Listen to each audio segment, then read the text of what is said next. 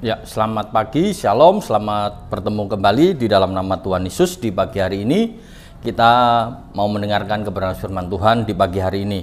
Sebelumnya kita mau berdoa terlebih dahulu. Bapa kami dalam surga, di dalam nama Tuhan Yesus kami mengucap syukur buat segala kebaikan dan pertolongan Tuhan. Tuhan memberkati kami, setiap kami pribadi lepas pribadi, baik hamba-Mu yang menyampaikan maupun setiap anak Tuhan yang mendengarkan. Kami serahkan semuanya ke dalam tangan Tuhan di dalam nama Tuhan Yesus. Haleluya, amin. Ya, puji nama Tuhan. Kita boleh bertemu di pagi hari ini oleh karena kasih dan kebaikan Tuhan, di mana kita boleh menikmati kasih setia yang baru yang Tuhan berikan dalam hidup kita. Di pagi hari ini kita mau mendengarkan firman Tuhan di dalam Kejadian pasal 19 ayat yang ke-24 sampai 26, di mana kita belajar di pagi hari ini melihat istri Lot, jangan menoleh ke belakang. Nah, ketika kita mau belajar kebenaran firman Tuhan di pagi hari ini, saya akan membacakan firman Tuhan. Dikatakan demikian, kemudian Tuhan menurunkan hujan belerang dan api atas Sodom dan Gomora berasal dari Tuhan dari langit, dan ditunggang balikkannya lah kota-kota itu dan lembah Yordan dan semua penduduk kota-kota serta tumbuh-tumbuhan di tanah.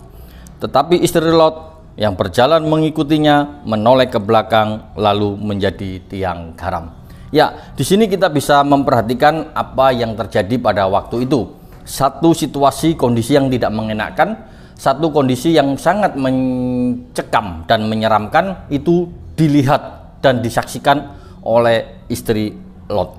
Kalau kita perhatikan bahwa istri Lot adalah seorang yang seharusnya yang akan mengalami satu kebebasan yang luar biasa, mengalami kelepasan yang sangat luar biasa dari bencana yang begitu hebat yang didatangkan oleh Tuhan atau yang diturunkan oleh Tuhan di kota-kota Sodom dan di lembah-lembah Yordan. Di sini kita bisa melihat seharusnya istri Lot yang sudah mengikuti dari belakang itu mengalami satu pembebasan yang luar biasa. Tetapi apa yang harus dihadapi kenyataannya adalah ketika dia berjalan mengikuti Lot yang selaku pemimpin keluarga atau kepala keluarga yang mengajak keluarganya untuk keluar. Di situ kita bisa melihat dengan begitu banyaknya hujan belerang yang begitu mengganggu pernapasan.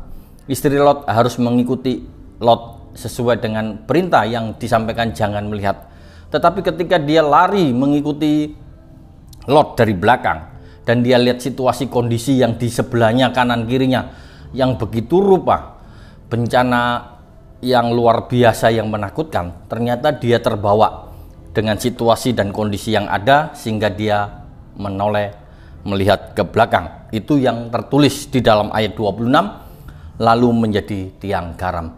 Satu pengalaman yang luar biasa di mana istri Lot langsung mengalami perubahan yang luar biasa ketika dia melihat asap, ketika dia melihat petir, dia melihat sesuatu yang menakutkan, ternyata dia melihat ke belakang. Satu peristiwa yang membuat istri Lot menjadi tiang garam. Dengan saat itu dengan yang sangat menyeramkan, pemandangan yang tidak menyenangkan, menghancurkan semua yang ada, makhluk hidup yang ada. Di sini dituliskan termasuk tumbuh-tumbuhan pun hancur terbakar.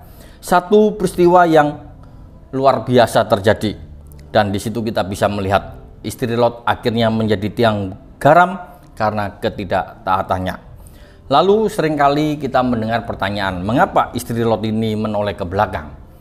Kalau kita melihat gampangan atau secara gampang kita bisa melihat atau menjawab pertanyaan ini, mengapa istri Lot itu melihat ke belakang?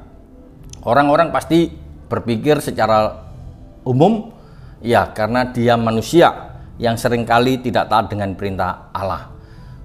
Dengan ketidaktaatannya inilah dia melihat ke belakang. Karena dia merasa bahwa dia sebagai manusia yang kadang-kadang tidak mau mendengar perintah Allah. Lebih percaya dengan omongan-omongan orang-orang atau dari perkataan teman-temannya ataupun dari manusia yang lainnya. Tetapi di sini kita bisa melihat justru istri Lot meragukan apa yang Tuhan janjikan. Istri Lot merasa ketakutan dan ragu akan janji Tuhan di dalam kehidupannya. Seringkali kita juga mengalami hal yang demikian. Kita seringkali ragu dengan janji firman Tuhan yang sering kita dengar. Kita kadang-kadang mengalami ketidakpercayaan atas kasih Tuhan dalam hidup kita.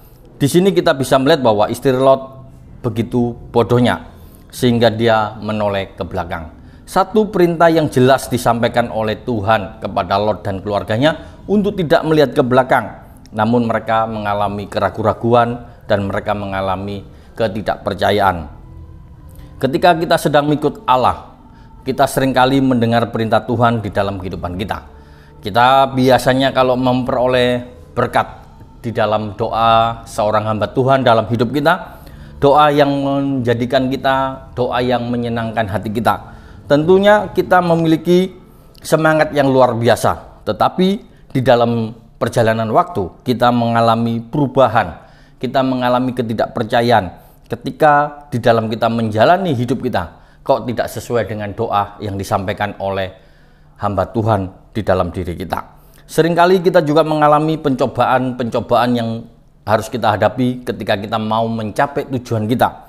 Bahkan kita harus melihat bahwa apa yang seharusnya kita capai itu dengan